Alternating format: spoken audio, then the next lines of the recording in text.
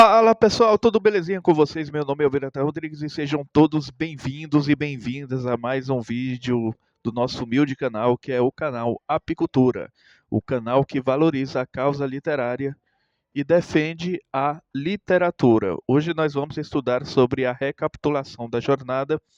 Graças a Deus, eu digo graças a Deus porque eu acredito em Deus e é o meu ponto de vista.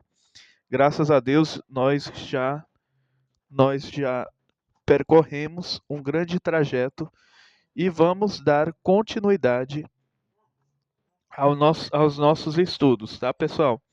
Então, eu peço que vocês prestem bastante atenção, porque até onde eu tenho acompanhado, tudo que o Christopher Vogler tem ensinado até aqui é de suma relevância.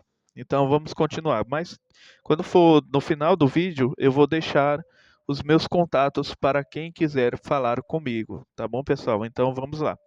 Recapitulação da jornada. Epílogo. Recapitulação da jornada. Eu me diverti um bocado e aproveitei cada minuto. Errol Flynn. Agora que chegamos ao fim do caminho dos heróis, pode ser útil examinar como esse modelo funciona em algumas histórias cinematográficas importantes. Escolhi Titanic, Pulp Fiction, O Rei Leão e Ou Tudo ou Nada como filmes que fizeram um uso criativo e divertido dos arquétipos e estruturas da jornada do herói. Também quero comentar a saga Guerra nas Estrelas, que teve um papel muito importante no desenvolvimento da ideia de jornada do herói. Analisar esses filmes e identificar a jornada do herói neles foi um exercício recompensador, revelando algumas falhas nas histórias, mas também níveis surpreendentes de significado e conexão poética. Recomendo vivamente que você tente fazê-lo com um filme, romance ou história preferido. Esse material traz uma grande recompensa quando aplicado a uma história ou situação de vida. No entanto, antes de apresentar essas análises, vejamos alguns alertas e instruções. Aí nós temos aqui, por enquanto eu não posso comentar nada, gente, porque nós estamos ainda em processo de análise. Nós estamos analisando o que o autor está querendo dizer. Nós temos subtópico aqui, Cavity Scriptor. Primeiro, Cavity Scriptor, cuidado. Cuidado, escritor, ele está fazendo um alerta. O modelo de jornada do herói é uma diretriz, não é uma receita ou fórmula matemática a ser aplicada com rigidez a cada história. Isso é verdade, gente. Por quê? Porque senão todas as histórias vão ficar iguais. E a gente não é isso que pelo menos é isso que não é isso que eu quero. Eu quero que cada história seja diferente, mas que ao mesmo tempo seja única para o meu leitor. Então vamos continuar aqui. Para ser eficaz, uma história não precisa seguir esta ou aquela escola, paradigma ou método de análise. A medida principal do sucesso ou excelência de uma história não é seu cumprimento de padrões estabelecidos, mas sua popularidade e seu efeito duradouros no público. Forçar uma história para que ela obedeça a um modelo estrutural é o mesmo que pôr os carros diante dos bois. É possível escrever boas histórias que não apresentam todas as características da jornada do herói. De fato, é até melhor que não apresentem. As pessoas amam ver convenções familiares e expectativas desafiadas com criatividade. Uma história pode romper com todas as regras e, ainda assim, tocar emoções humanas universais. Vamos para os próximos subtópicos. A forma segue a função. Lembre-se, as necessidades da história ditam sua estrutura. A forma segue a função, suas crenças e prioridades, junto dos personagens, temas, estilo, tom e ambientação que você tenta apresentar. Determinarão a forma e o projeto do enredo. A estrutura também será influenciada pelo público, pelo tempo e pelo espaço em que a história é contada. As formas das histórias mudam com as necessidades do público. Novos tipos de histórias com ritmos diferentes continuarão a ser criados. Por exemplo, graças aos estilos televisivos e à MTV, a amplitude de atenção do público mundial é menor atualmente e sua sofisticação é maior do que antes. Os escritores podem criar histórias de ritmo mais rápido e supor que o público será capaz de lidar com viradas e atalhos em estruturas conhecidas. Novos termos são criados todos os dias e novas observações sobre as histórias são feitas todas as vezes que uma delas é escrita. A jornada do herói é apenas um guia, um ponto de partida para modelar a linguagem da sua história e suas regras fundamentais. Gente, deixa eu fazer uma pausa aqui, um link, abrir parênteses aqui. Eu gosto muito de abrir parênteses. Eu estou pior do que os matemáticos. Eu queria dizer o seguinte: por mais excelente que você seja, por mais bom escritor que você seja, saiba de uma coisa: o que o Christopher Vogler está dizendo aqui é que o público sempre vai criticar a sua obra, certo? Ou de maneira positiva, ou de maneira negativa, ou de maneira otimista, ou de maneira pessimista. Porque quando você publica, o que significa a palavra publicar? Tornar público. Você está deixando, digamos assim, a par do público. Você está entregando nas mãos do povo. E o povo, como sociedade, cada um pensa uma coisa. Então, muitos vão dizer: ah, o autor deveria ter acrescentado isso, o autor deveria ter tirado isso, o autor deveria ter colocado mais diálogos nessa cena aqui, o autor poderia ter feito um final feliz, o autor poderia ter feito isso. Gente, vai ter opiniões de todos os âmbitos, de todos os tipos, certo? Deixa eu alertar logo vocês aqui, porque isso não é uma regra geral. Isso é uma realidade presente.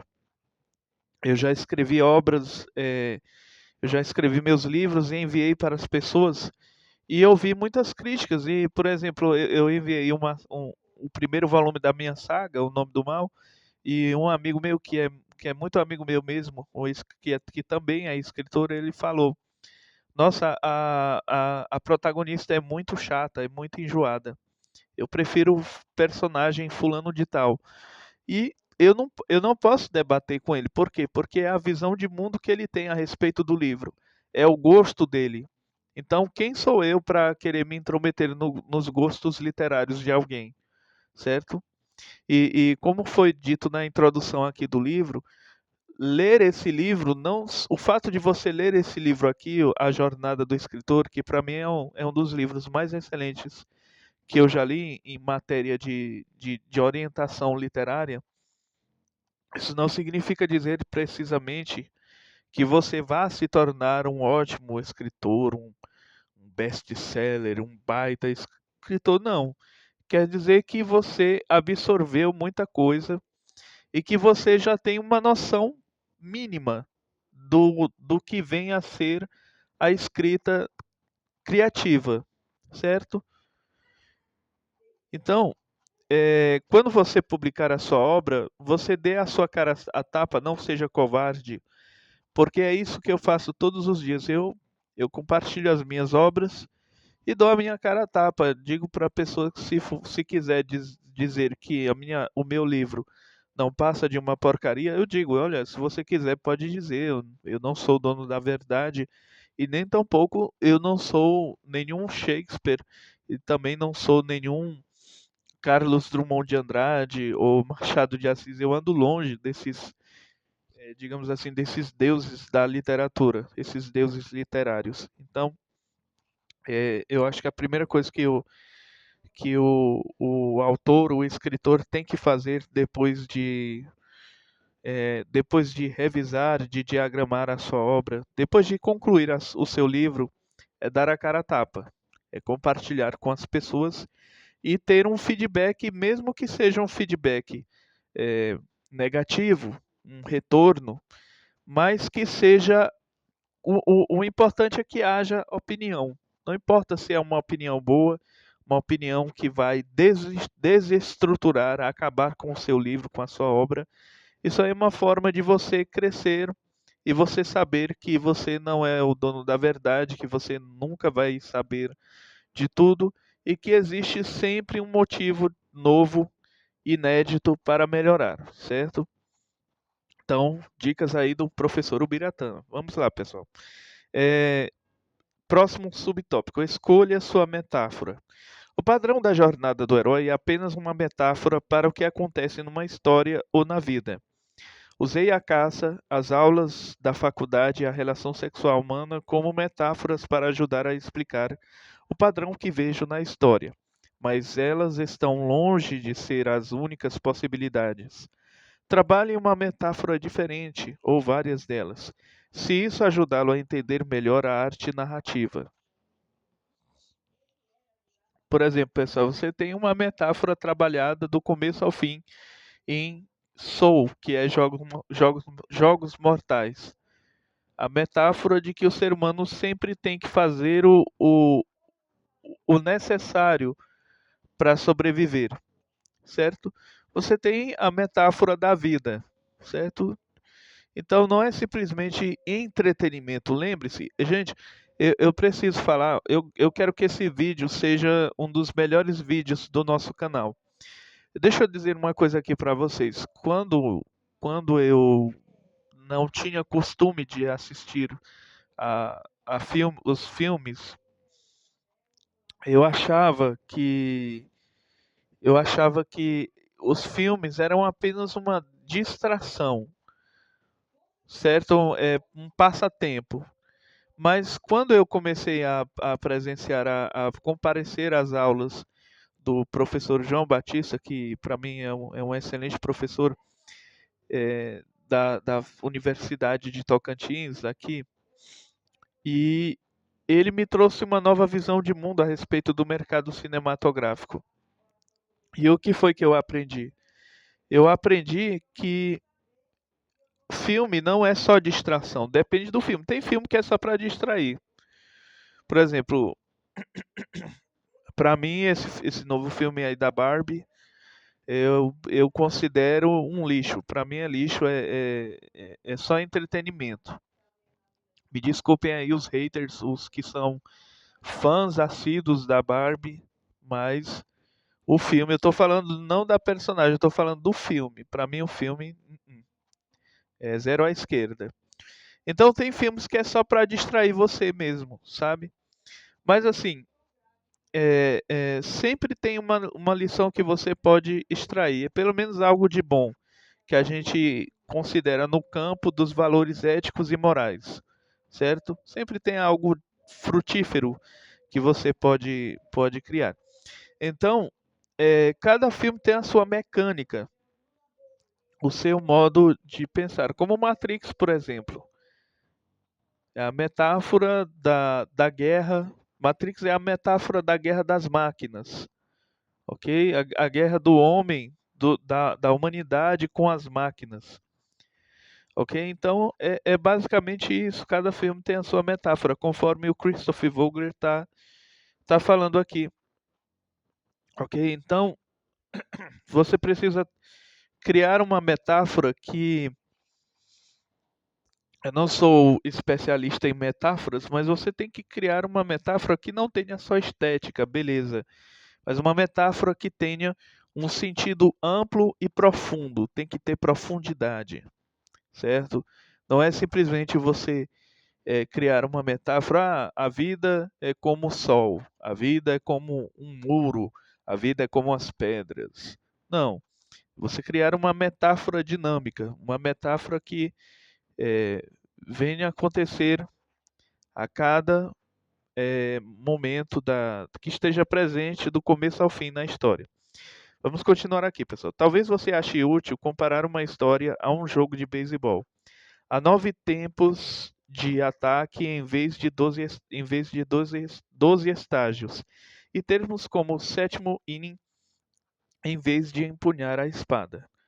Talvez você decida que o processo de navegar um barco, assar um pão, descer um rio fazendo rafting, dirigir um carro ou esculpir uma estátua seja uma comparação mais significativa para contar uma história.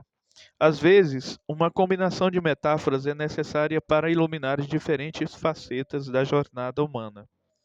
Os estágios, termos e ideias da jornada do herói podem ser usados como um modelo de projeto para histórias ou como um meio de solucionar os problemas de uma história, contanto que essas diretrizes não sejam seguidas de forma muito rígida. Provavelmente é melhor se familiarizar com as ideias da jornada do herói e depois esquecê-las quando se senta para escrever. Se você se perder, consulte a metáfora como se visse um mapa da jornada. Porém, não confunda o mapa com a jornada.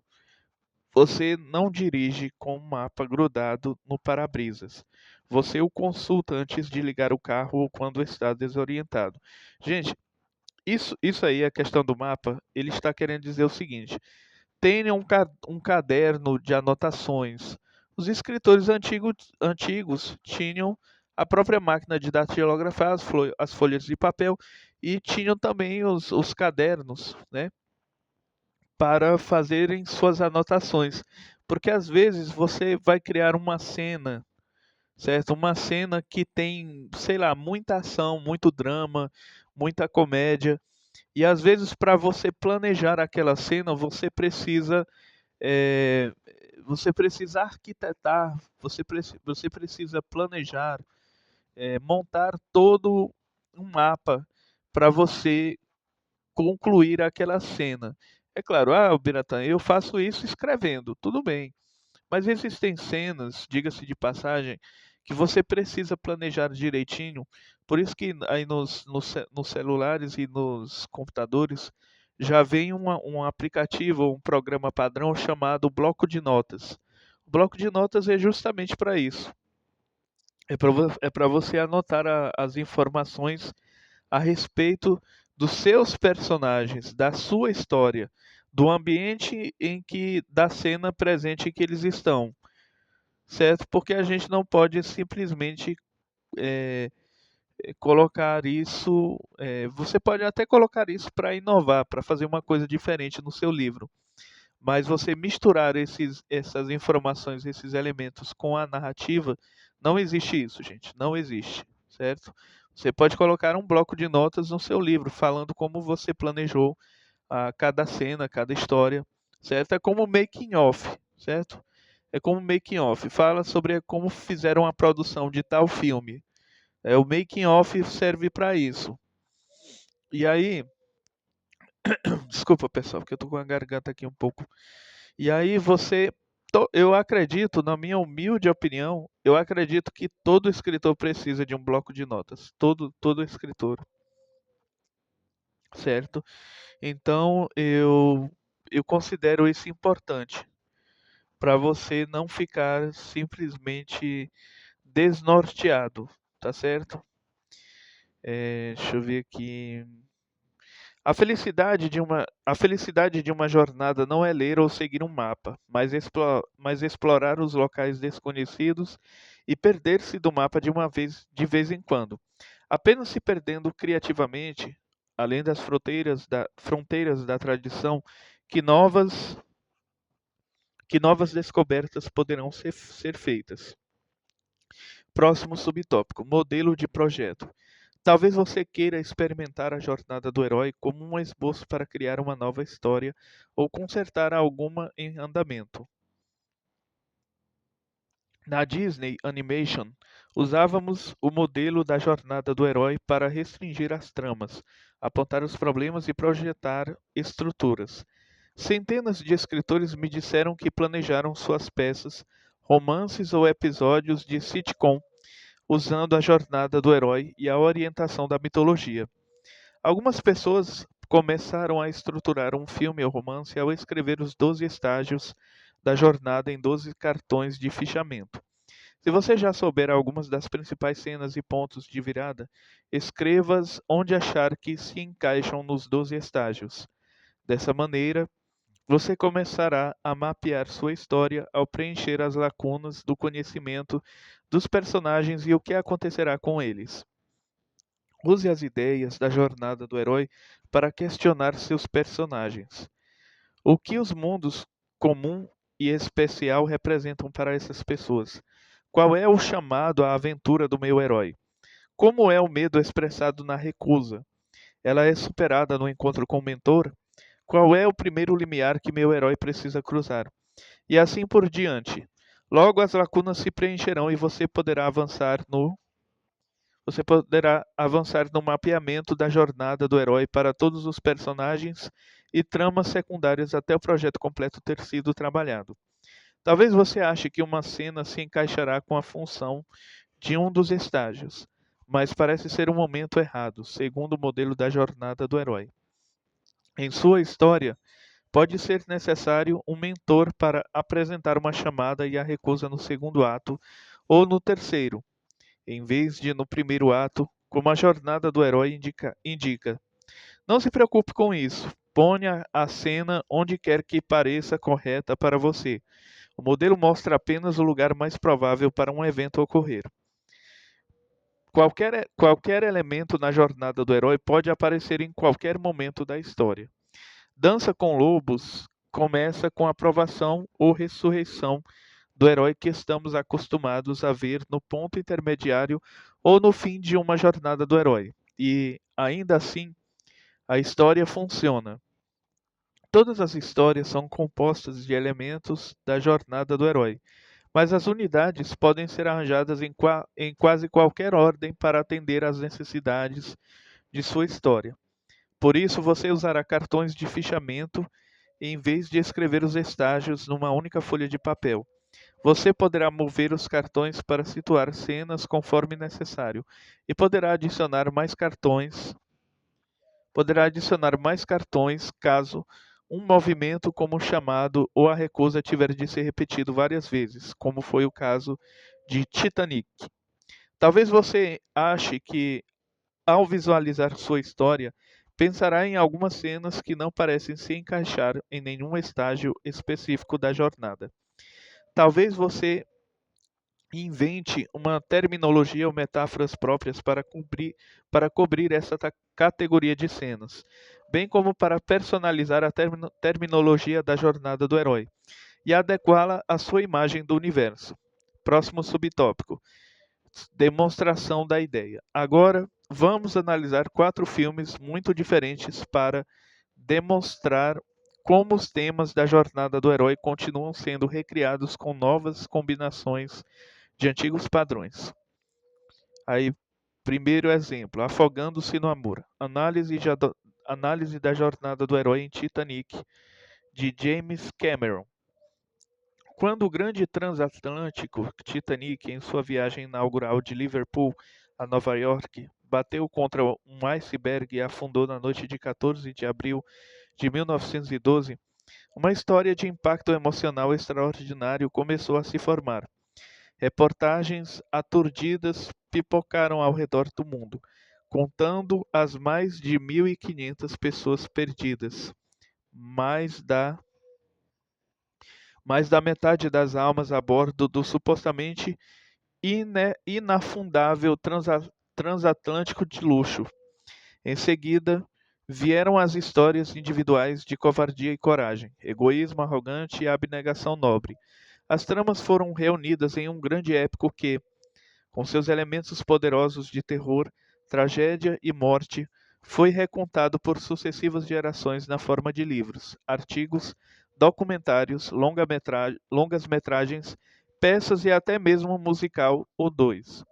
O desastre do Titanic incorporou-se à cultura popular ocidental, tornando-se assunto de fascinação contínua como as pirâmides, OVNIs ou o romance arturiano. Gente, o que ele está querendo dizer nisso aqui? Que quando uma obra faz sucesso, ela ela é mercadejada, ela é mercantilizada. Como assim, Biratã? Tem como falar português? Vou falar de maneira bem clara para você. Quando uma coisa faz sucesso, quando uma coisa vira chiclete, pega, gruda no sapato das pessoas, essa coisa se torna produto.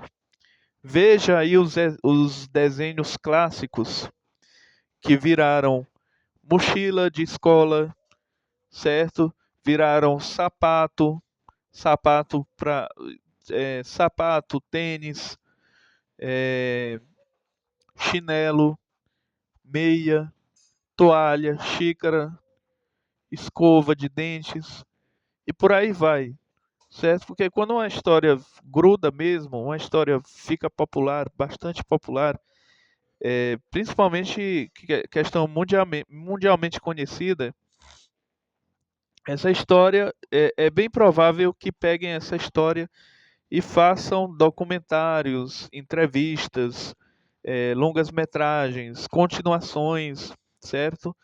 O filme O Exorcista fez um tamanho sucesso que eles se propuseram, eles se disponibilizaram para fazer a continuação. Sendo que o diretor do primeiro filme, não sei se foi o diretor ou o escritor, acho que foi o escritor disse, não, só esse para mim tá bom. Só que como o mercado hollywoodiano, bem como o mercado cinematográfico de todos os países, é assim em todo lugar do mundo, eles querem sempre mais e mais dinheiro, então eles fizeram o segundo filme, o que foi um- uma porcaria. Não foi sucesso de bilheteria, tanto quanto o primeiro filme.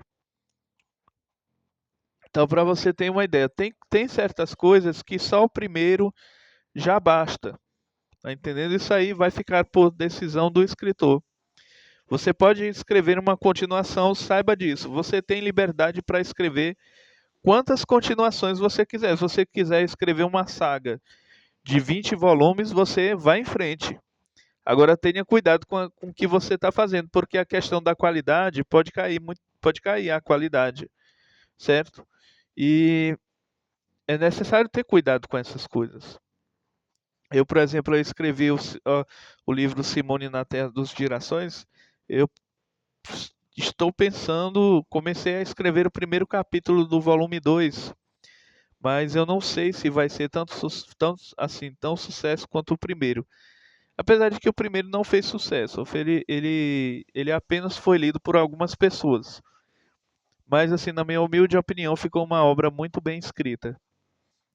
Então vamos continuar. Então, após 85 anos de história sobre o Titanic, uma coalizão em comum de dois estúdios hollywoodianos, Paramount e 20th Century Fox, trouxeram ao público outra versão, o Titanic de James Cameron.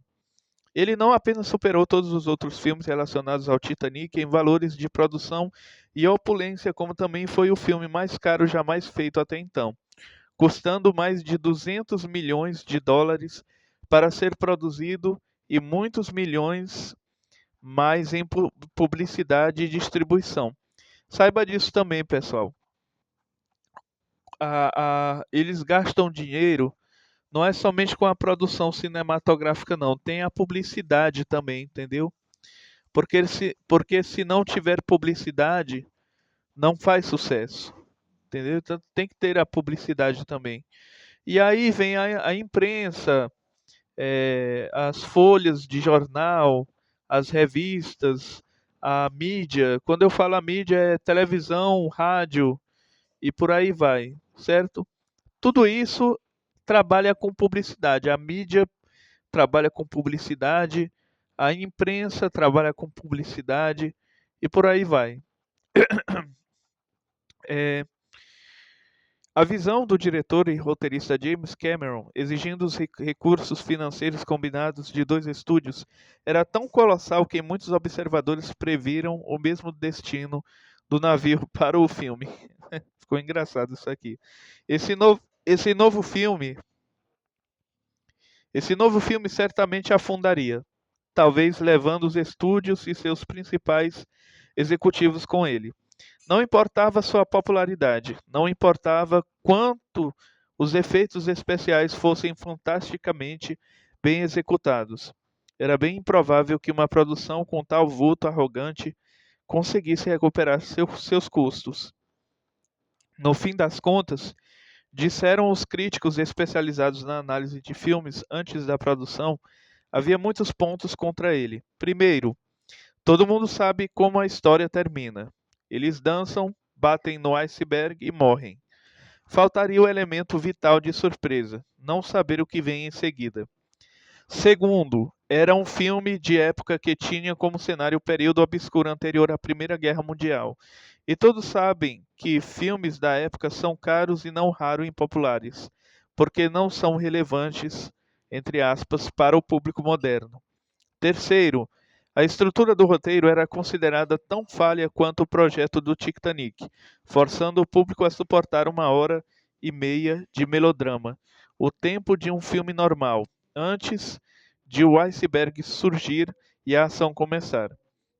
Apresentava um final trágico que, em geral, significa a morte nas bilheterias. Com mais de 3 horas, tinha quase 2 vezes o tamanho de um longa-metragem, ideal do ponto de vista dos donos de cinema, que teriam de programar menos exibições por dia. E, finalmente, trazia atores que não eram considerados grandes estrelas na época. Os executivos da 20ª Century Fox, que haviam investido a maior parte do dinheiro em troca dos direitos de distribuição internacional, tinham motivos especiais para se preocupar. A história do Titanic era conhecida nos Estados Unidos da América e no Reino Unido, mas não na Ásia e em outros mercados estrangeiros.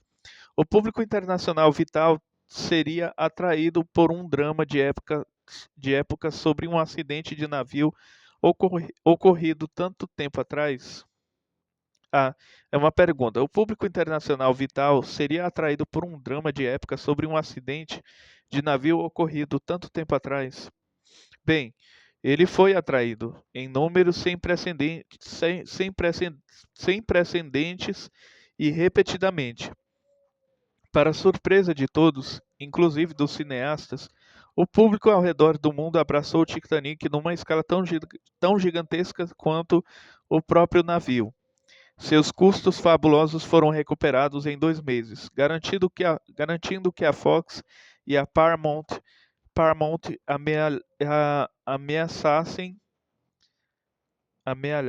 ameaçassem, é porque eu teve um erro ortográfico aqui, pessoal, ameaçassem lucros imensos. Permaneceu como número 1 de bilheteria ao redor do mundo por mais de 16 semanas. Deu um banho no Oscar, com 14 indicações e 11 premiações, inclusive de melhor filme e melhor direção, provocando outro impulso nas receitas. Sua trilha sonora ficou em primeiro lugar das paradas por 4 meses. A febre do Titanic foi muito além das plateias do filme e de suas músicas.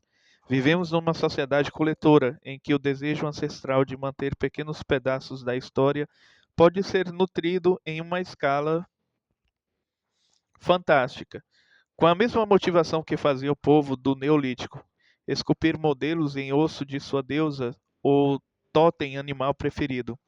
O público cinematográfico contemporâneo quis ter uma parte da experiência do Titanic. Foram vendidos modelos do navio, livros sobre o filme, filmes sobre o filme e partes do cenário do filme, como botes salva-vidas, cadeiras de convés e louças oferecidas em catálogos luxuosos. Alguns chegaram ao ponto de se registrar para um caro passeio no fundo do mar em um submarino high-tech, para visitar os destroços verdadeiros do grande navio e o sombrio túmulo de seus passageiros. Enquanto o filme continuava a ser o número 1 de bilheteria por 4 meses, as pessoas começaram a se perguntar o que estava acontecendo. O que abastecia aquela reação incomum a um simples filme? Tá aí as reflexões de Christopher Vogler. O cara é profundo. Vamos para o próximo subtópico: eventos cinematográficos de peso. Certos filmes, por conta do sucesso surpreendente de bilheteria ou conteúdo memorável, tornam-se monumentos permanentes na paisagem cultural. Titanic, como Guerra nas Estrelas, Sem Destino, Contatos Imediatos e Independence Day, tornou-se um monumento. Filmes desse tipo são eventos de peso, rompem velhos cascos e fronteiras e levam o conceito de cinema a um nível totalmente novo.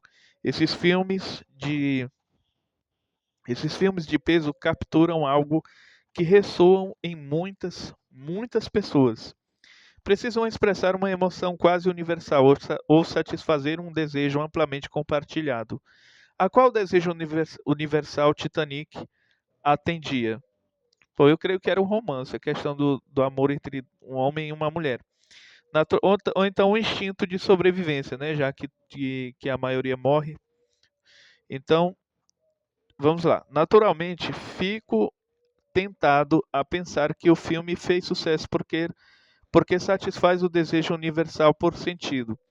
E faz isso através de uso intenso de temas e conceitos da jornada do herói. Como disse James Cameron em uma carta ao Los Angeles Times, de 28 de março de 1998, Titanic intencionalmente incorpora ideias universais da experiência e da emoção humanas que são atemporais e familiares, pois refletem nossa tessitura emocional básica. Ao lidar com os arquétipos, o filme toca pessoas de todas as culturas e todas as idades.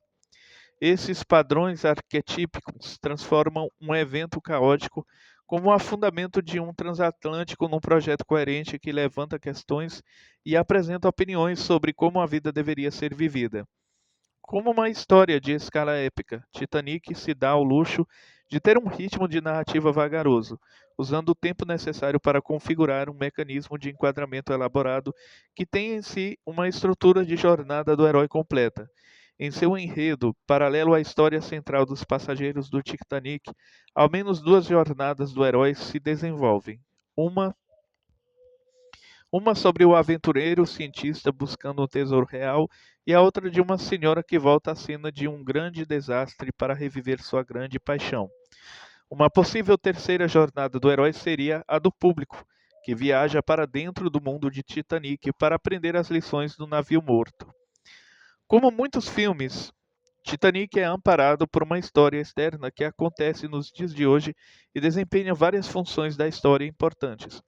Primeiro, ao usar gravações verdadeiras de um documentário sobre os destroços do Titanic no fundo do mar, ele nos lembra de que é mais do que uma história inventada, é a dramatização de um evento real. Os restos da embarcação e as relíquias fúnebres e horríveis dos passageiros trazem à tona um dos elementos mais importantes na produção. Que isso poderia acontecer, aconteceu e acontece com pessoas iguais a nós.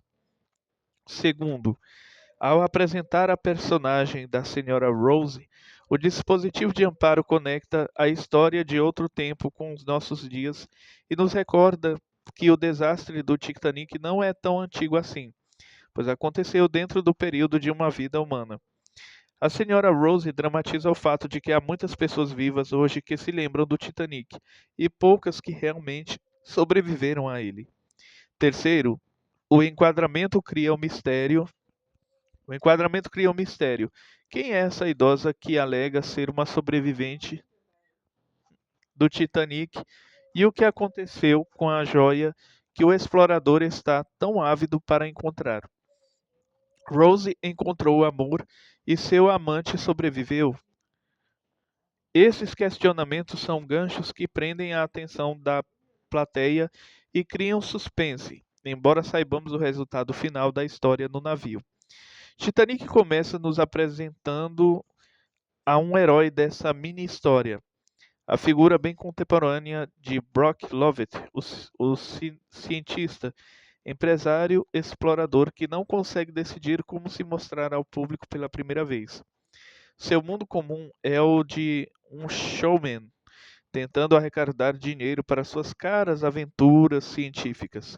Seu problema externo é tentar encontrar um tesouro, um diamante que pensava ter sido perdido no Titanic. Seu problema interno é tentar encontrar uma voz autêntica e um sistema de valores melhor. A figura do cientista explorador é tão comum que se transformou num arquétipo, expressado na criação de Sir Arthur Conan Doyle, o professor Challenger, em Alan Quatermain de As Minas do Rei Salomão, no empresário explorador Carl Denning, de King Kong, e finalmente no contemporâneo Indiana Jones. Esses personagens ficcionais são reflexos de arqueólogos e pesquisadores aventureiros reais, como Howard Carter, Heinrich Schliemann, Roy Chapman Andrews e Jacques Cousteau. Robert Ballard, um empresário aventureiro cientista, que realmente encontrou os destroços do Titanic, é um modelo para Lovett no filme e de fato atravessou sua jornada do herói ao escolher como considerar o navio. Em primeiro lugar, ele chegou como uma espécie de conquistador científico, mas aos poucos foi tocado profundamente pela tragédia humana e decidiu que o local dos destroços era um lugar sagrado que deveria ser deixado em paz, servindo como um memorial para aqueles que morreram no navio. Nesse fio da trama, o jovem cientista segue uma diretriz principal: encontrar o tesouro. Porém, através da magia da história da senhora, uma narrativa que ocupa o corpo do filme, o explorador transforma-se de um capitalista movido pelo dinheiro a um verdadeiro explorador do coração, que chega a entender que existem tesouros mais importantes na vida do que joias e dinheiros. Próximo subtópico: o objeto da busca. Qual santo grau Lovett está buscando nessa missão? É um diamante chamado o Coração do Oceano, um nome que relaciona o tema do amor ao cenário do filme. A joia é um autêntico MacGuffin, um objeto que faz o filme prosseguir. Algo pequeno e concreto para concentrar a atenção do público e simbolizar as esperanças e aspirações dos personagens. O diamante é um símbolo de perfeição, do poder imortal e eterno dos deuses. Suas facetas, com precisão matemática, são a prova física do grande projeto, das mãos e mente criativas dos deuses. Como os deuses, certas substâncias como ouro, prata e pedras preciosas parecem imortais, enquanto carne, osso, folha e árvore e até mesmo cobre e aço se deterioram, pessoal. As joias permanecem intocadas, inalteradas. Milagrosamente sobrevivem ao poder esmagador do fundo do mar em perfeitas condições. Joias e metais preciosos sempre foram usados ao lado de incenso, perfumes, belas flores e música divina, para conectar as apresentações religiosas e dramáticas ao mundo dos deuses. São pedacinhos do céu, ilhas de perfeição no mundo imperfeito, portas de percepção, que concedem um vislumbre do paraíso. O coração do oceano é um símbolo das noções idealizadas de amor e honra que o filme homenageia. Lovett esquadrinha o barco com seu robô de controle remoto, mas não encontra o pedaço do céu que está buscando. Pelo menos não da maneira como previu. Quando abre o cofre que recuperou, ele encontra uma polpa apodrecida que, no passado, fora dinheiro, e um desenho milagrosamente preservado de uma bela jovem nua, usando apenas o diamante que ele procura. Lovett aparece numa missão da CNN que é um chamado ouvido pela senhora Rose e por sua neta Lacey Cavert. O mundo da senhora Rose é o de uma artista mais velha, mas ativa, que vive em Ojai, Califórnia. Ela é uma heroína no próprio drama, levando sua longa vida a um clímax ou a uma conclusão, mas também atua como mentora para Lovett e o público, guiando-nos através do mundo especial do Titanic e ensinando um sistema mais elevado de valores. Seu problema externo está em como passar pela experiência do Titanic. Seu problema interno é desencavar essas fortes lembranças que por muito tempo estiveram de molho em seu inconsciente. Ela envia seu chamado a Lovett, alegando ser a mulher do desenho que ele havia encontrado e afirmando que sabe algo sobre o diamante. Após a princípio se recusar a aceitar a história da senhora, ele a leva para seu navio de pesquisa, onde ela começa a contar a história do primeiro e dos últimos dias do Titanic no mar. Próximo subtópico, pessoal. História principal. Mundo comum. Agora o filme sai da moldura para entrar totalmente na história principal e no mundo do Titanic.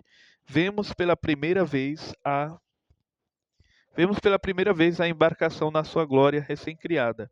A plataforma de embarque em Polvorosa é o estágio do mundo comum, onde os principais protagonistas ou heróis, a jovem Rose e Jack, são apresentados.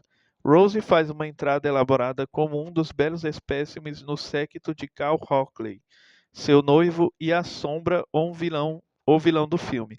Um cara malvado e irônico vindo direto de um melodrama vitoriano. Também conhecemos Lovejoy, o capanga de Hockley que executa os desejos arrogantes de Cal. Nossa primeira visão de Rose é de sua mão numa luva branca e delicada, surgindo de um carro. As mãos dos amantes que se torcem e se separam tornar-se-ão um fio visual contínuo. Embora vestida com elegância, sente-se prisioneira como a senhora Rose nos conta em sua narração ao fundo. Ela é a heroína de uma jornada, mas naquele momento usa a máscara do arquétipo da vítima. Uma donzela em perigo, linda, porém impotente. Cal representa a arrogância e a intolerância de sua classe e também o lado obscuro, a sombra da masculinidade do casamento. Está num dos extremos da polaridade que representa a repressão e a tirania, tendo Jack como seu polo oposto, simbolizando a liberação e o amor. Embora o Titanic seja um grande feito da imaginação, construído por homens honestos e trabalhadores, ele também tem falhas profundas e fatais. A falha de homens arrogantes como Cal. Ele aceitou e se identificou com os aspectos orgulhosos do Titanic, acreditando totalmente que ele era inafundável, porque fora criado por homens da classe elevada de Cal, por cavalheiros. Ele diz que nem mesmo Deus poderia afundá-lo.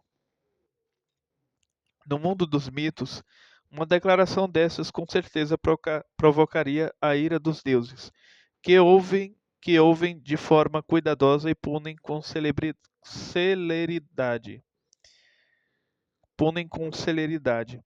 A mãe de Rose, Ruth Dewitt Bukater, é outra sombra, representando o lado sombrio da feminilidade, o potencial repressivo, sufocante da maternidade, uma rainha feiticeira e calculista, como Medeia ou Clitemnestra.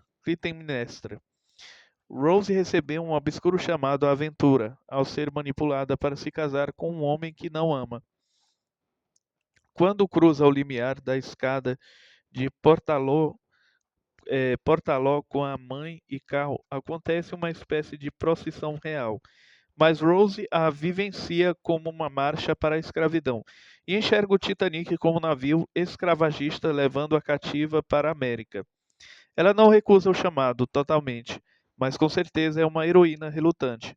Agora encontramos o segundo herói principal, Jack, ao lado de seu aliado, o jovem imigrante italiano Fabrizio, jogando e jogando e arriscando tudo pelo destino e pela sorte.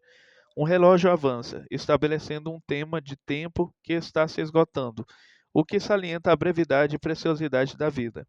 O mundo comum de Jack é o da deriva e da aventura, confiando na sorte, em suas habilidades e em seus dons. O chamado aventura chega em um nível quando ele vence o jogo de cartas e ganha um par de passagens de terceira classe do Titanic. Jack não mostra relutância ou medo nesse nível. Ele não é um tipo relutante de herói. No entanto, a ironia é forte quando ele diz que Fabrizio e ele são os filhos da puta mais sortudos do mundo. Se soubesse o que o esperava, talvez ficasse com medo. Jack é uma figura sutilmente super-humana que não parece ter grandes defeitos, mas terá um problema interno na tentativa de encontrar e conquistar o amor de sua vida. Seu defeito é ser um pouco convencido e arrogante, o que mais tarde acentua seus problemas com Cal e Lovejoy. Seu problema externo ou desafio é, primeiro, galgar os degraus até a nata da sociedade e, segundo, sobreviver ao desastre. Ele tem um quê de herói catalisador, aquele que já está totalmente desenvolvido e não muda muito, mas que gasta energia ajudando os outros a mudarem. Também é um herói picaresco, usando o logro e os disfarces para ultrapassar as defesas inimigas. No final, ele faz o último sacrifício heróico, dando sua vida para salvar a mulher que ama.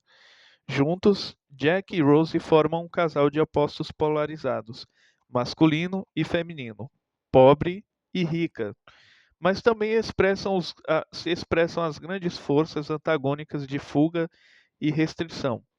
Jack representa a liberdade, a ausência de fronteiras, a não aceitação de limites impostos pela sociedade, um Ícaro que ousa voar acima de sua posição. No início do filme, no início do filme, Rose está alinhada contra a vontade, a força oposta da restrição, atada pelas convenções sociais, pela força da vontade sufocante da mãe, pela promessa de casamento com Cal Hockley, o príncipe sombrio da sociedade.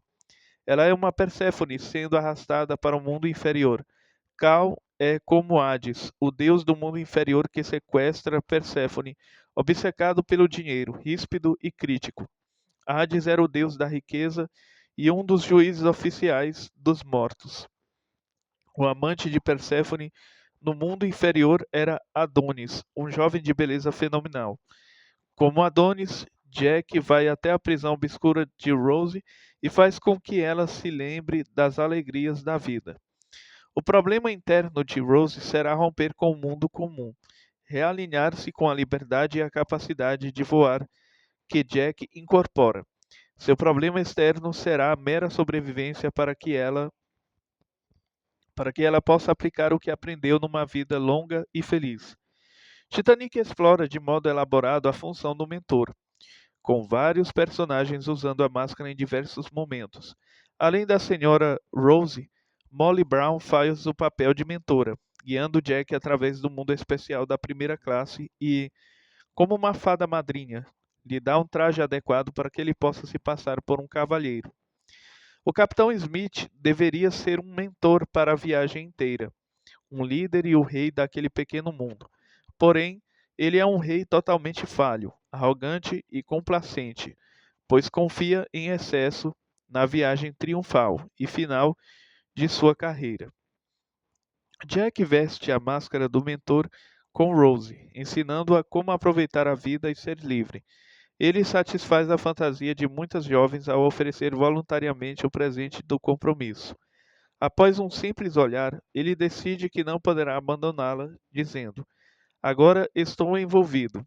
Mais tarde, quando o navio afunda, ele transmite a ela o conhecimento vital de como sobreviver, ficando fora d'água o máximo possível e nadando para longe da sucção do navio e pique. Outro mentor de Rose é Thomas Andrews, o arquiteto do navio. Ela ganha seu respeito ao fazer perguntas inteligentes, sobre o Titanic, e ele a recompensa contando como ela poderá encontrar Jack, que está preso no convés inferior. Nesse ponto, ele é um Dédalo para Rose Ariadne.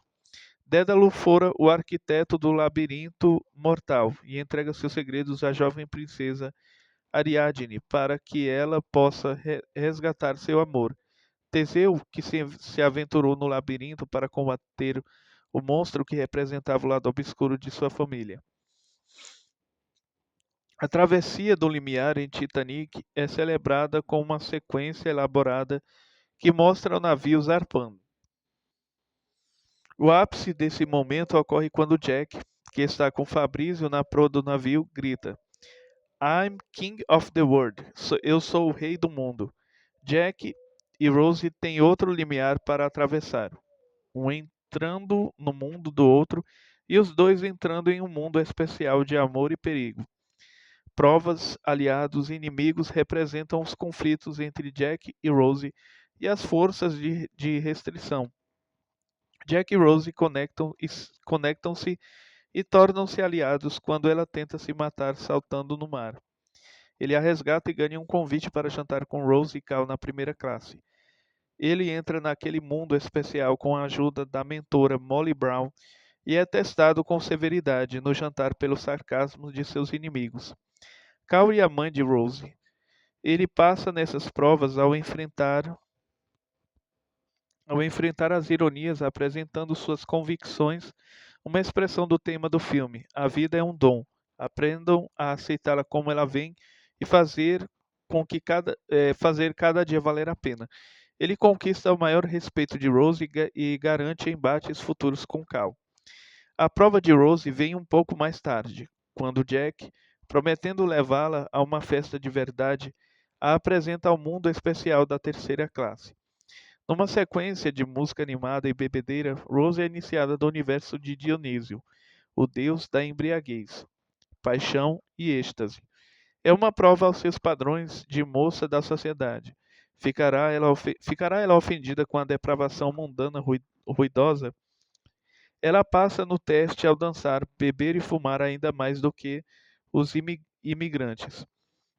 O estágio de aproximação manifesta-se na dança romântica e vacilante dos amantes, inclusive no momento lírico em que Jack posiciona Rose na proa do navio, como uma figura de proa, ensinando-a a voar, a como se equilibrar entre a vida e a morte. Se ele é o rei do mundo, agora ela é a rainha. Rose faz uma aproximação mais profunda quando pede para Jack desenhá-la, confiando sua nudez a ele. Essa é uma prova para Jack em que ele é aprovado ao agir como cavalheiro e artista profissional, aproveitando o momento erótico, mas sem tirar vantagem da vulnerabilidade de Rose. Os Guardiões do Limiar surgem quando os amantes se aproximam da caverna secreta e do início de uma aprovação elaborada e multinível. Dezenas de comissários de White Star Line ficam de guarda em portas, elevadores e portões, e um esquadrão deles, como uma matilha de cães de caça, é enviada por Cal para encontrar os dois, Jack e Rose. Fugindo da restrição, vêm-se no fundo do porão, onde enfrentam uma provação na esfera íntima. Entram na caverna secreta do carro de luxo e unem-se como amantes. Na Petite Morte do orgasmo, a mão de Rose desliza pelo vidro da janela embaçada, como a mão de uma vítima de afogamento, afundando-se no amor. Ao cruzar esse grande limiar, eles morrem para a vida antiga e renascem para a nova. A provação fatal do Titanic vem momentos depois, quando o navio atinge o iceberg. A força muda e inexorável da Nêmese, aquele espírito enviado pelos deuses para punir os mortais orgulhosos. Nêmese. Deixa eu ver aqui. A morte do navio e de centenas de passageiros ocupa o próximo movimento principal do drama.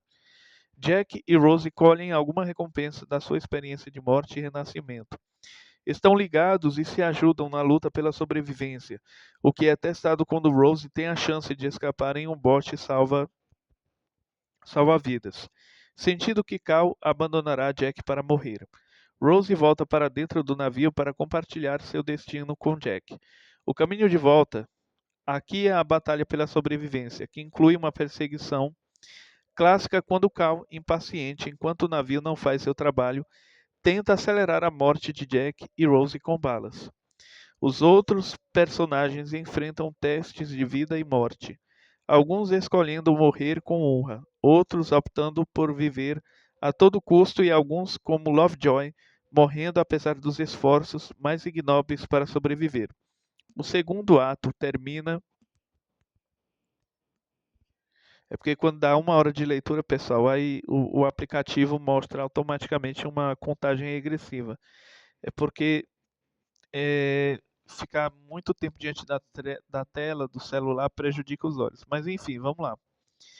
O segundo ato termina com Jack e Rose pendurados, balançando no parapeito da popa enquanto o navio afunda. A ressurreição começa quando Jack e Rose têm de lutar para preservar o calor da vida no mar gélido. Certo de que o pedaço de destroço flutuante no qual estão presos aguentará apenas o peso de uma pessoa, Jack põe a vida de Rose à frente da sua em um clássico sacrifício de herói. Ele já viveu uma vida plena e experimentou a felicidade perfeita com ela. Ela é relativamente nova para a liberdade e para a vida, e ele a encarrega de viver intensa e plenamente pelos dois. Ele abandona a vida, confiante de que será ressuscitado no coração da moça em suas lembranças.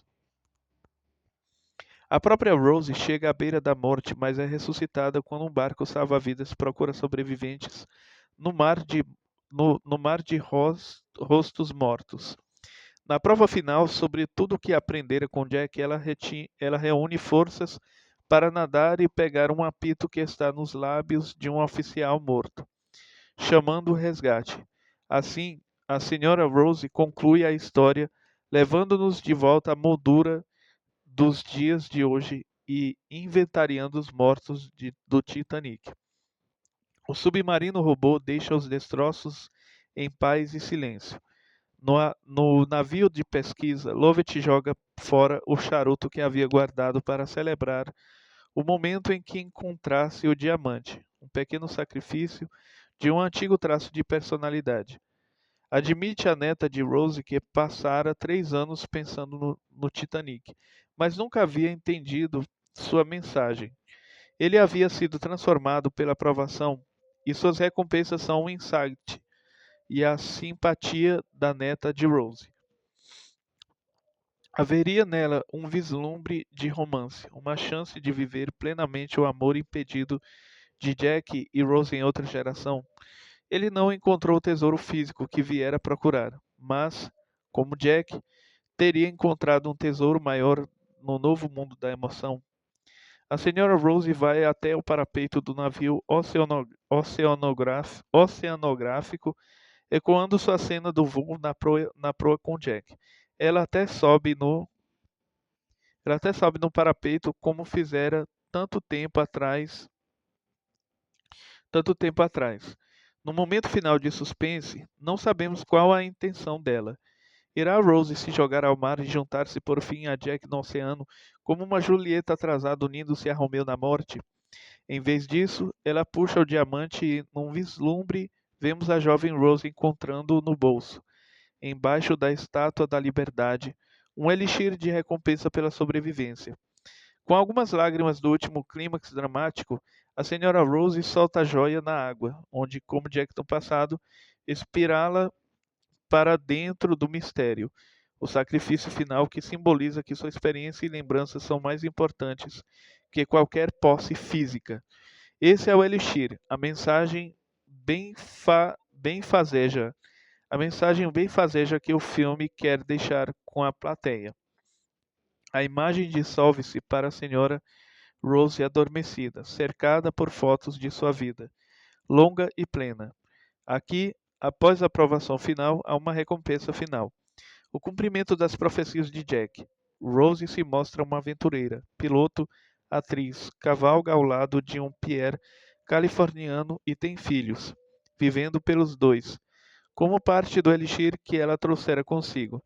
As obscuras feridas de sua história familiar foram curadas. Rose sonha com aquele mundo especial, o Titanic e seus passageiros revivem ressuscitados pelo poder do inconsciente. Pelos olhos de Rose, passamos pelos guardiões do limiar da White Star Line pela última vez, entrando no paraíso da primeira classe, onde todo o povo do bem vive eternamente. Os vilões estão visivelmente ausentes, sem dúvida mergulhados num inferno gélido e úmido. Jack está no seu lugar de sempre, ao lado do relógio, um ser sobrenatural que conquista o tempo. Ele estende a mão, eles se tocam novamente, se beijam e a companhia do navio aplaude esse casamento místico final. A câmera focaliza a cúpula do teto, a abóbada celeste e sua pureza branca preenche a tela. Rose conquistou seu elixir. Fim. Tem aqui o subtópico, fim. Claro que Titanic não é um filme perfeito e existem pilhas de críticas para apontar suas falhas. Uma certa aspereza na escrita, uma tendência a terminar cenas com exclamações cruas e óbvias como merda. Ai, que merda! E estou danado. Durante um tempo, no início, o filme parece sofrer de síndrome de Tourette. Há uma sensação de concessões ao público moderno em uma tentativa exagerada de deixar a história relevante, com diálogos e estilos de atuação contemporâneos. E há a qualidade unidimensional de alguns personagens, especialmente os vilões desdenhosos que não têm profundidade. Embora bem interpretado por Billy Zane, Cal é uma das peças mais fracas do roteiro e teria sido um rival mais eficaz se fosse mais sedutor. Um partido melhor para Rose, um concorrente real para Jack, e não um monstro descarado. Aí sim, ele teria sido uma concorrência real.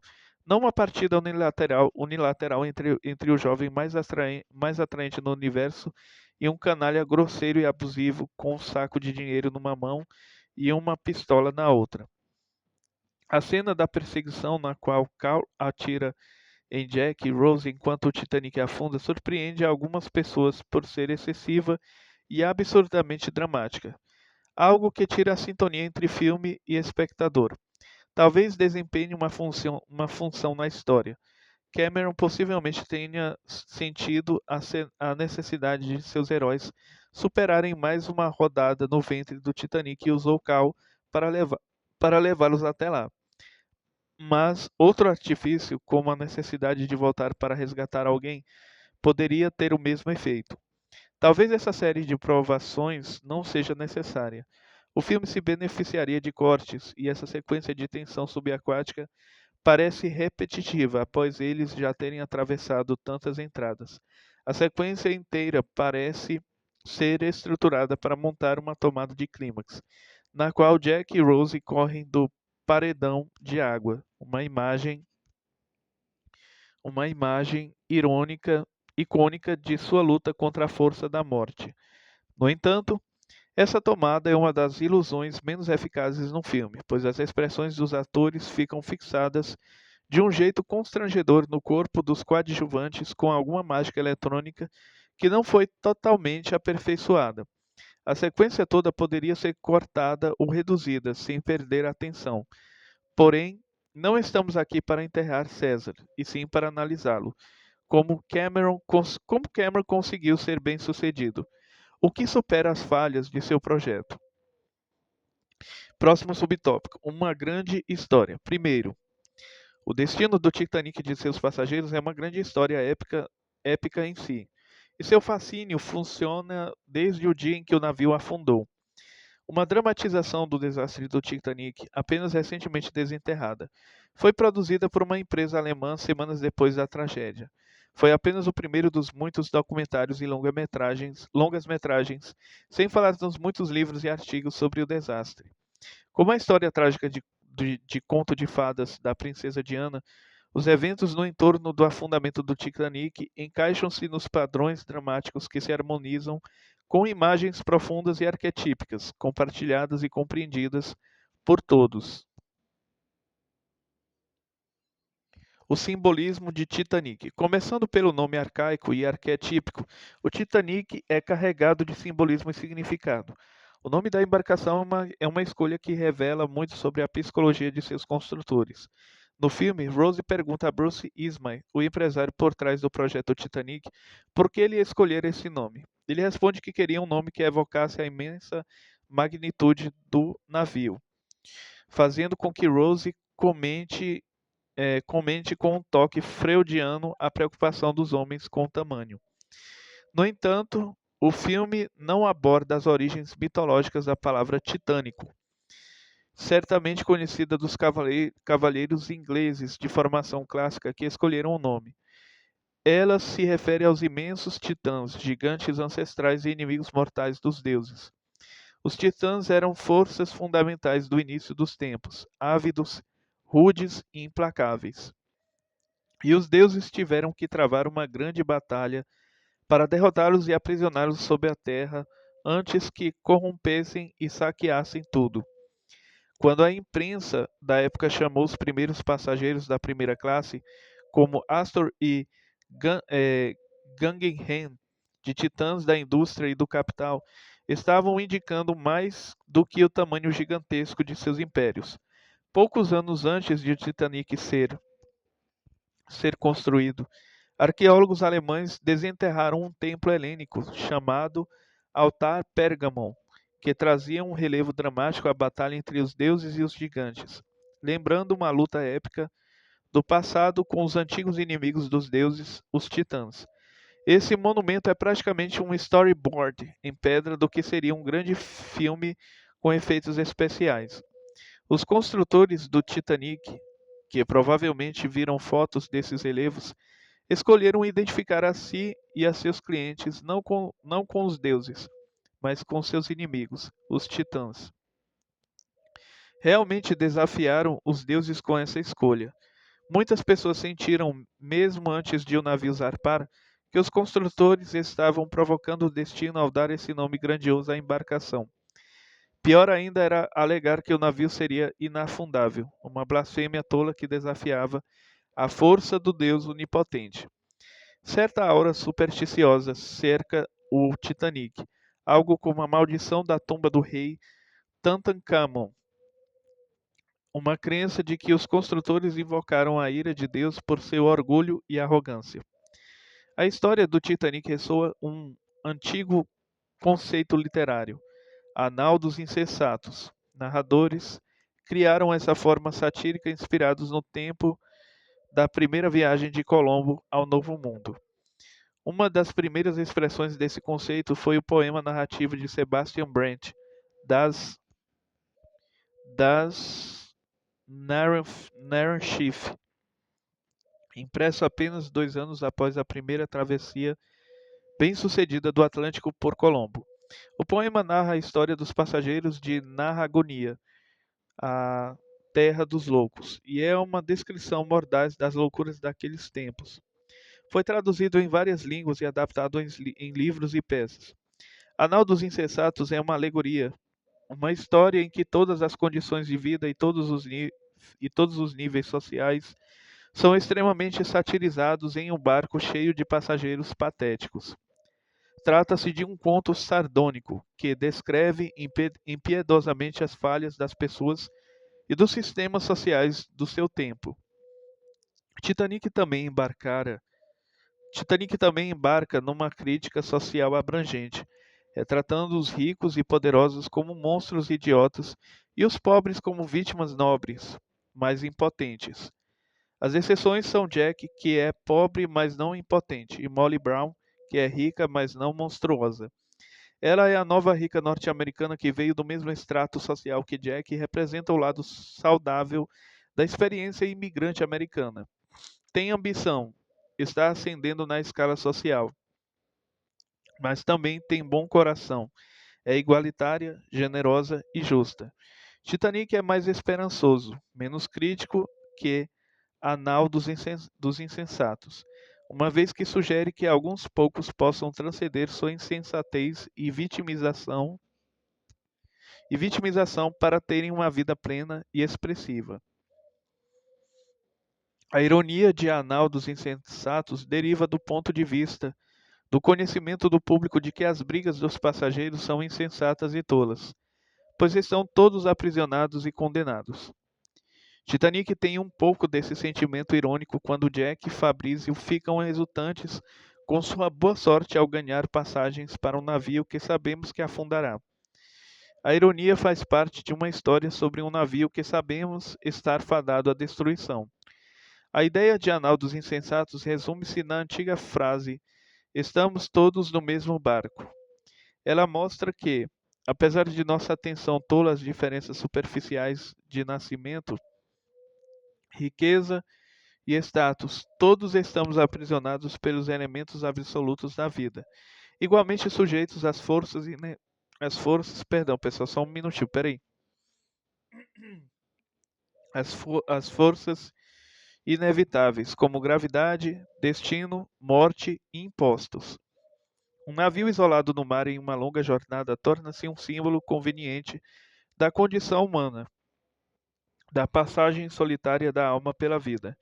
O isolamento do Titanic no Atlântico Norte transforma-o num pequeno mundo, um microcosmo, um modelo quase perfeito da sociedade daquele tempo, no qual 2.000 pessoas a bordo representam todos os milhões vivos da época.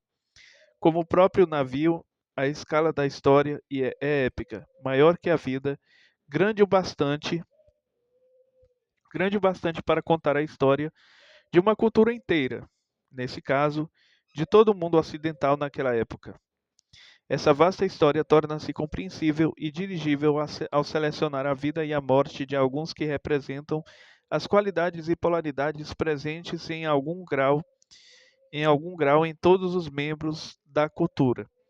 Como seus predecessores épicos, como a Ilíada, a Odisseia, a Eneida, os romances arturianos ou o Ciclo do Anel de Wagner, Titanic conta parte de uma história vasta, a ponte entre dois mundos, o velho e o novo. Dentro dessas enormes super-histórias estão centenas de histórias secundárias e ciclos épicos, cada qual com sua estrutura e completude dramáticas. Nenhuma obra única consegue contar todas as tramas, mas a história individual é capaz de comunicar o sentido, os fatos dramáticos da situação inteira. Titanic foi criticado por não dramatizar essa ou aquela história secundária. A chegada de Carpathia à cena, as histórias do Astor e Guggenheim, as dificuldades do telegrafista em transmitir as mensagens de socorro, etc. Porém, nenhum filme consegue contar todas as histórias secundárias. Os narradores do futuro poderão escolher outros incidentes e personalidades para enfatizar. Será necessário o resultado combinado de muitos artistas para contar por inteiro a história do Titanic, assim como precisamos de Sófocles, Eurípides, Strauss, Kazantzakis,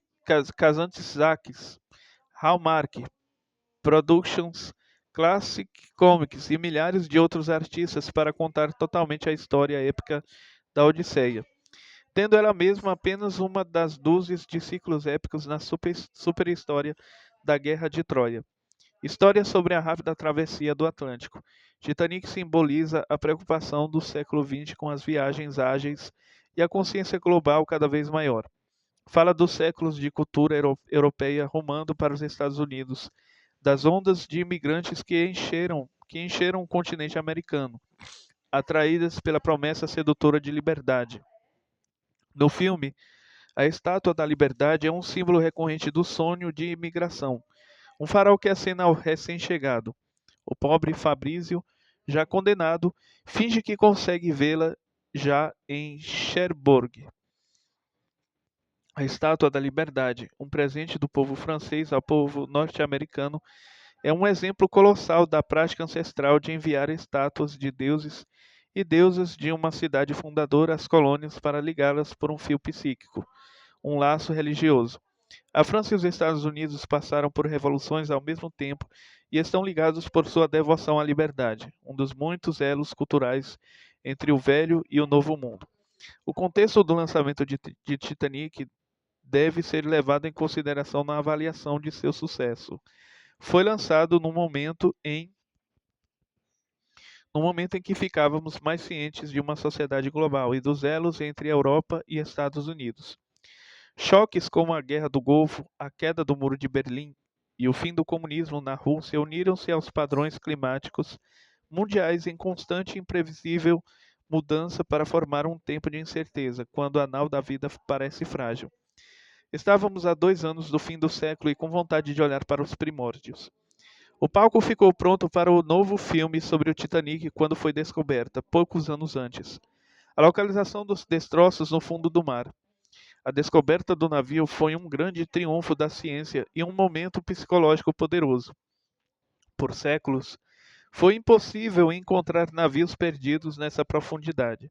O fato de o Titanic ter permanecido afundado no mar por tanto tempo e, então, ser redescoberto constitui um símbolo de nosso poder surpreendente de recuperar lembranças perdidas do subconsciente. É algo quase divino ser capaz de mergulhar e ver o Titanic, e uma verdadeira jornada do herói recuperar o tesouro perdido do subconsciente.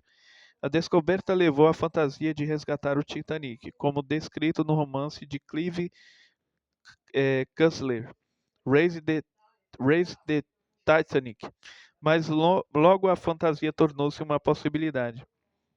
Especialistas afirmam que é possível resgatar partes do partes do navio, e muitos artefatos foram trazidos dele, mas por ora há um consenso de que é melhor deixar os destroços onde estão como um monumento às vítimas. O drama espetacular de ver ao vivo pela TV os destroços com seus restos humanos comoventes ajudou a criar o clima certo para lançar outro filme sobre o Titanic. A inclusão de uma história de amor entre dois jovens ajudou muito na popularidade de Titanic. Foi um enredo à la Romeu e Julieta, uma história de frágil aceitação sobre jovens de classes distintas se apaixonando. Romance foi o gênero que Cameron escolheu para apresentar a história de Titanic, e, ao fazer essa escolha, ele abre a história de forma sedutora para as mulheres. Poderia ter escolhido outros gêneros, contando a história do Titanic como um mistério, uma história de detetives, uma caça ao tesouro ou mesmo como comédia. Às vezes, o filme é tudo isso, mas o tema central e o princípio do projeto são do amor romântico. E a estrutura é a de um romance. Por essa escolha, ele ganha uma fórmula bem definida com um grau elevado de identificação do público. Um relacionamento triangulado no qual uma mulher deve ser salva da dominação de um homem cruel e mais velho a partir da intervenção de um salvador mais jovem. O relacionamento triangulado é um padrão familiar em romances de amor e nos filmes noir de ficção policial. Esse modelo oferece um palco triangular para criar conflito, ciúmes, rivalidade, traição, vingança e resgate, como nas histórias de Guinevere, Lancelot e Rei Arthur. Romances nos quais a heroína precisa escolher entre dois homens. E tema dos filmes noir em que a jovem precisa escolher entre o chefão, o jovem vagabundo ou o detetive. Leonardo DiCaprio interpreta ao lado do jovem vagabundo no Triângulo de Titanic. O segredo de seus poderes notavelmente atraentes talvez esteja no fato de ele projetar a máscara arquetípica do jovem sensível, mostrando tanto a ação masculina quanto a sensibilidade feminina. Sua escolha para interpretar Jack foi excelente, como um Peter Pan, um puer a eterno jovem, que permanece para sempre na juventude por sua morte bela e sacrificial. Rose é outra Wendy, uma garota de pijama correndo ao redor do navio para fugir do malvado Capitão Gancho, enquanto o eterno jovem a ensina como voar e abraçar a vida. O iceberg e o avançar do relógio cumprem o mesmo objetivo arquetípico do crocodilo que engoliu um relógio em Peter Pan. São projeções da sombra, a força inconsciente que ameaça nos destruir, mais cedo ou mais tarde, se não a identificarmos. No nosso passado mitológico, a persona leve e jovem de Jack remete a Davi, o matador de gigantes, e especialmente aos jovens deuses condenados, como Adonis e Baldur, que morreram tragicamente jovens. Jack também é gêmeo de Dionísio, o deus da orgia, da paixão, da embriaguez, que atrai o lado selvagem das mulheres e as deixa loucas. A dança e a bebedeira nas profundezas da terceira classe, onde Rose fica encharcada de cerveja, são uma verdadeira festança dionisíaca, e sua iniciação nesses mistérios ancestrais com Jack com seu tutor. Jack é um herói, mas de um tipo especializado. Ele é o herói catalisador, um andarilho que não muda muito com a história, e sim desencadeia mudanças em outros personagens. Jack é uma criação etérea, sobrenatural, que não deixa rastros, a não ser no coração de Rose. Não há registro dele a bordo do Titanic, e ele não deixa legado, nem mesmo uma bala de prata. E para conhecê-lo, contamos somente com as lembranças da senhora Rose, um personagem Bodini, o comparsa de Lovett e um tipo de guardião do limiar para a senhora Rose, Até sugere que a coisa toda talvez seja uma invenção romântica, uma história boa demais para ser verdade.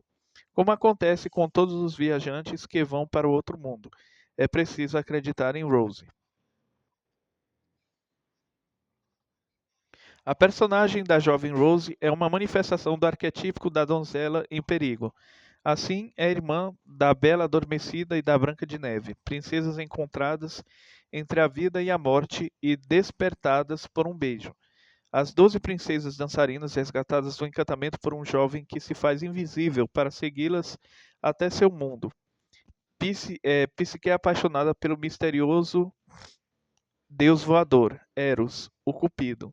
Perséfone sequestrada para o inferno do mundo inferior por um rei cruel.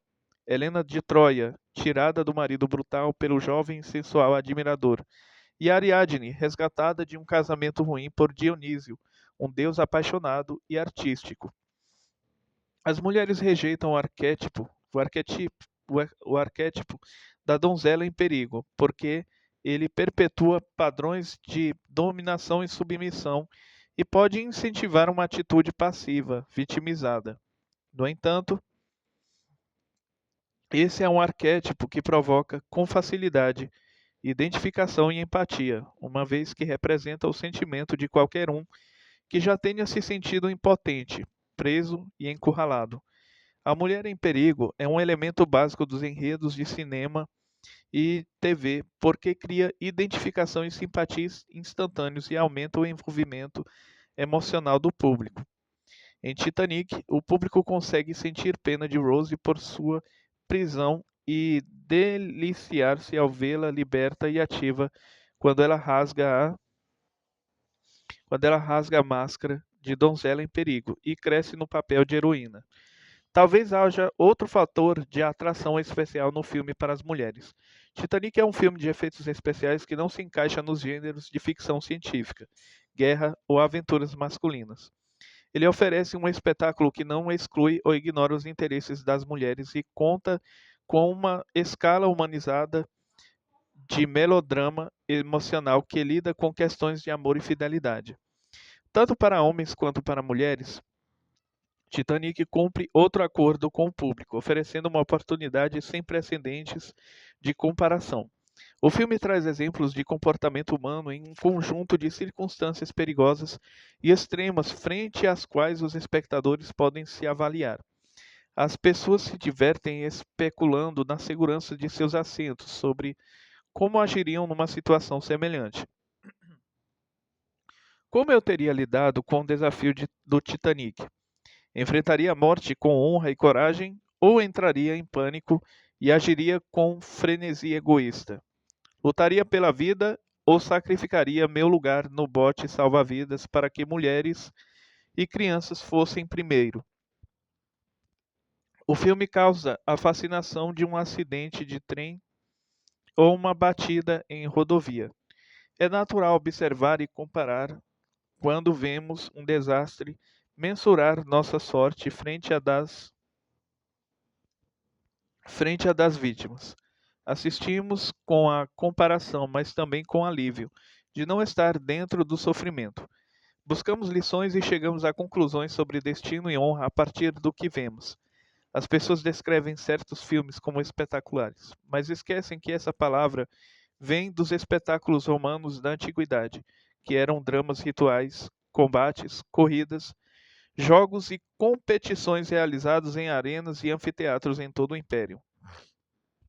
Naqueles dias, a forma mais empolgante e cara de entretenimento era o Naumachiai, a organização de grandes batalhas aquáticas nas quais a arena ficava inundada e os espectadores tratavam de observar os navios batendo uns nos outros e embarcando, e os marinheiros e passageiros condenados se afogando.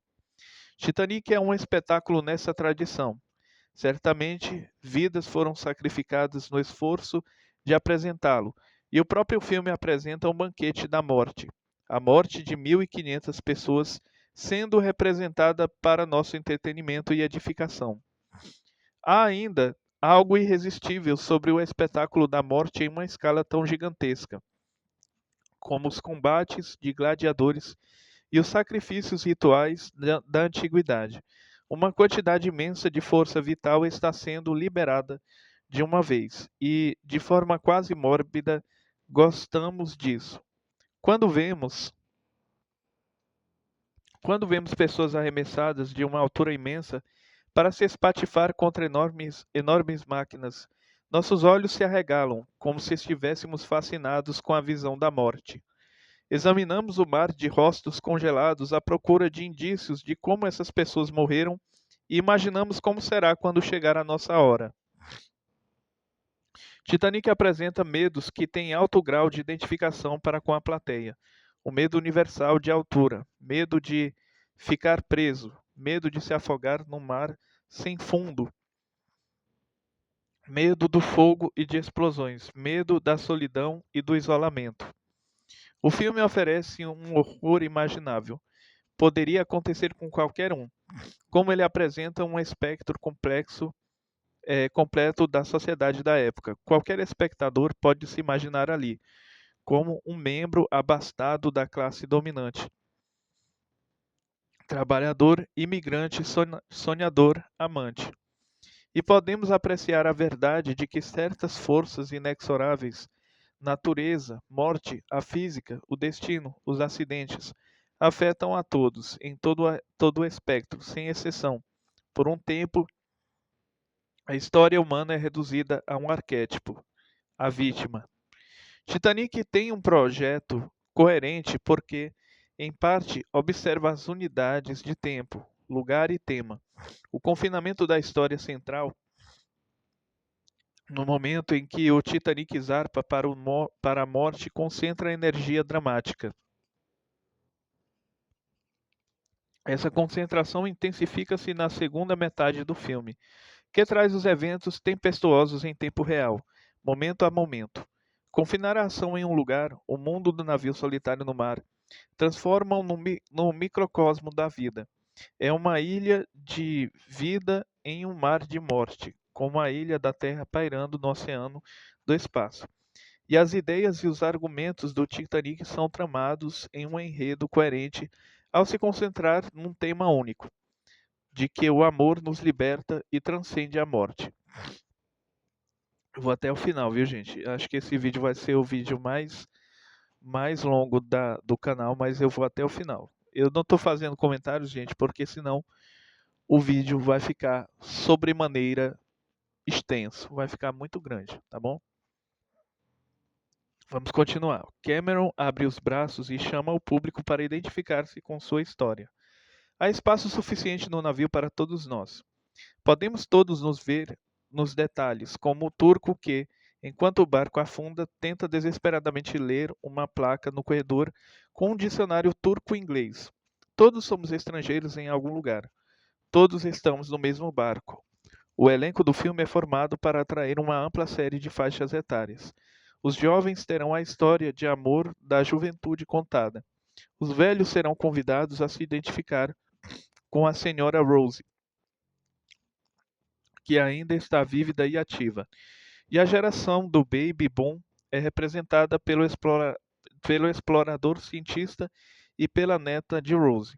O filme não é totalmente universal, pois não vemos rostos negros ou asiáticos. Com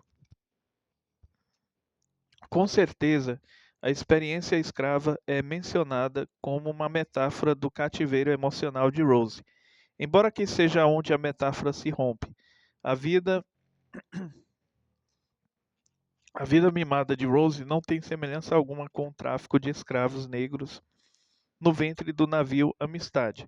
No entanto, os símbolos de Titanic parecem amplos o bastante para que todos ao redor do mundo possam encontrar algo de si nele. O maior êxito de Cameron é ser um poeta visual e emocional. Titanic é uma tapeçaria, um streamer de enredos e meadas. Ele descobre a poesia no trançar de uma grande história de pequenas histórias. Articula conexões muito bem, ligações entre a historieta de Lovett e a grande história da vida agitada da senhora Rose. entre a pequena história de Jack e Rose e a grandiosa história do Titanic, que, por sua vez, é parte da história ainda maior do século XX. Ele organiza todas essas conexões ao encontrar um símbolo em que se concentrar e enfocar. O furo, o furo estreito de uma agulha na qual passam todos os fios, o coração do oceano, conectando em seu nome os fios do romance e do mar. É uma metáfora que amarra todos os enredos, fazendo deles um projeto coerente. Cameron usa uma aliança de casamento para o mesmo fim em O Abismo. A joia tem pedigree europeu. Fora uma joia da coroa do malfadado Luís XVI, e é um bom símbolo do tesouro da experiência e da sabedoria europeias. Arte e beleza, mas também de guerra de classes e derramamento de sangue. A decisão da Senhora Rose de jogar fora o diamante no final é uma imagem poética, poderosa que reúne todos os fios de enredo para um desfecho real, um desenlace de todos os nós e um acabamento suave de todos os fios do enredo. Lovett não consegue o tesouro, mas sente o toque do amor. Cal é frustrado e não consegue nem o coração de Rose, tampouco o diamante. A Senhora Rose manteve seu segredo e agora o devolve ao mar. O diamante representa algo íntimo entre ela e Jack, que guardara por todos esses anos e que, agora, dá de volta para seu amor. O público sente o valor material da pedra. Ainda é chocante ver algo tão valioso sendo jogado fora. Mas por esse choque, toda a experiência de Titanic é concentrada num símbolo de lembrança que se esvai. As emoções, os materiais inconscientes agitados pelo filme podem assentar-se no lugar adequado, embora a lembrança seja duradoura. Quando a pedra rodopia para o fundo do mar, vemos como o cineasta quer que pensemos no Titanic. Deixe-o como está, um mistério e um monumento à tragédia humana. A senhora Rose, como todo herói que volta de uma jornada ao inconsciente, teve uma escolha a fazer. Grito e berro sobre meu elixir, tento explorá-lo ou evangelizar sobre ele. Ou simplesmente continuo a minha vida, deixando que o que aprendi irradie de mim e mude, reviva e rejuvenesça inevitavelmente aqueles ao redor e então o mundo inteiro. Escolho um caminho externo ou interno para expressar meu elixir. Obviamente, Rose tomou o último caminho, retendo e internalizando o tesouro do mundo especial, uma lição poética ensinada pelas histórias celtas, nas quais os heróis que voltam e se vangloriam de suas aventuras no mundo inferior não encontram nada além de algas onde pensaram que encontrariam o tesouro mágico. Porém, o herói raro, como Rose, mantém os segredos das fadas e vive uma vida longa e feliz. James Cameron honra seus ancestrais celtas com a música folk que toca no convés inferior e sempre que a emoção emerge. Ela mostra um forte contraste com a dança da corte europeia e a música de igreja tocada na primeira classe, além de contribuir com o sentimento poético. Essa é a narrativa sobre o Titanic por um bardo celta, acompanhada por gaitas e fole e harpas como no passado. Isso tudo é corroborado pela poesia visual e a coerência estrutural como o entrelaçado sinuoso de um desenho celta. Polaridades simples, como proa e popa, convés superior e inferior, primeira classe e terceira classe, luz e escuridão, mostram fortes eixos simétricos de uma composição quase matemática. O projeto de Cameron oferece várias metáforas poéticas: o navio como modelo do mundo, o diamante como um símbolo de valor e amor, o relógio como um símbolo de tempo fugidio, a estátua do anjo na escadaria principal como reflexo da inocência de Rose. Nos acordes grandiosos de uma canção popular, o filme oferece metáforas diante das quais o público pode se comparar. um conjunto de ferramentas para interpretar a própria vida. Por fim, a catarse é o elixir que o filme proporciona, o purgar saudável de emoções que Aristóteles identificou e que o público ainda quer acima de tudo. As pessoas retribuíram, pois a história lhes deu a chance rara de sentir algo verdadeiro. Estamos bem armados contra as emoções, e o filme insiste em efeitos surpreendentes e sentimentos tão fortes que até um indivíduo mais enfastiado e resguardado poderá ter alguma reação, alguma liberação de tensão. Tomadas de passageiros em pânico se digladiando por espaços nos botes salva-vidas, de Jack e Rose lutando para sobreviver e das vítimas aterrorizadas, caindo para suas mortes horríveis, levam a tensão a um nível quase insuportável. E ainda pode haver algo de recompensador e satisfatório, pois as pessoas ficam em seus assentos e muitos voltarão para assistir novamente ao filme. As emoções causadas por esse filme parecem nunca ser suficientes. Titanic nos dá a oportunidade de experimentar tremores de horror e de chorar com vontade. Sensações valiosas em qualquer idade. O público que testemunha esse espetáculo passa por uma aprovação junto com os personagens. Joseph Campbell costumava dizer que o objetivo do ritual é nos esgotar, esmagar nossas defesas para que nos entreguemos livremente a uma experiência transcendental. Esgotar-nos parece ser parte da estratégia de Titanic, fazer-nos sentir um pouco do que os passageiros sentiram ao nos imergir no mundo de Titanic por tanto tempo. Nessas épocas de ceticismo e endurecimento, é um desafio que exige coragem ficar tão desbragadamente emocionado, tanto para o cineasta quanto para o público. Filmes como Titanic, O Paciente Inglês, Coração Valente, Dança com Lobos e Tempo de Glória assumem um grande risco ao serem tão sentimentais. A escuridão, perdão, pessoal, que eu tô aqui pigarreando para minha garganta não ficar tão danificada. A escuridão dos cinemas oferece ao público um pouco de proteção. É possível chorar em silêncio e poucos testemunharão sua vulnerabilidade emocional. Mas os cineastas precisam expor emoções em público, sob a luz plena de uma sociedade cética, e merecem respeito por esse ato de coragem.